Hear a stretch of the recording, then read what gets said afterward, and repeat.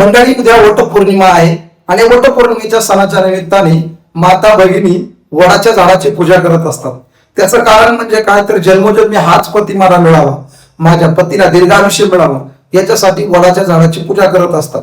परंतु मंडळी, पूजा करत असताना काही माता भगिनी चुका करत असतात. त्या चुका कोणत्या की वडाच्या झाडाची फांदी तोडून घरी आणली ही चूक करत असतात. तर मंडळी, ती चूक केल्यावर नेमकं नुकसान काय होतं याच्या व्हिडिओच्या माध्यमातून आपल्याला बघायचं. त्याच्यामुळे हा व्हिडिओ तुम्ही शेवटपर्यंत नक्की बघा.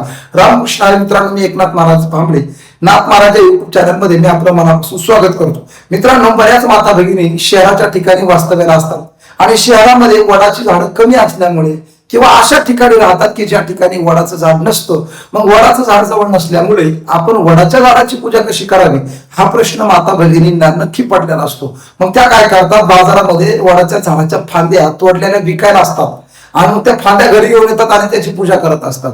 तर मंडळी, वडाच्या झाडाची फांदी कृपा करून तोडू नका आणि ज्या बाजारामध्ये फांद्या तोडून आणलेल्या आहेत त्या सुद्धा तुम्ही घेऊ नका. कारण वडाची पूजा कशी करावी तर चेतन स्वरूपात वडाच्या झाडाची पूजा करावी.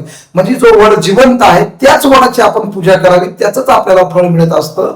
त्याच्यामुळे महिलांनी वडाच्या झाडाची फांदी तोडू नका आणि तोडलेल्या फांदीची आपण पूजा सुद्धा करू नका.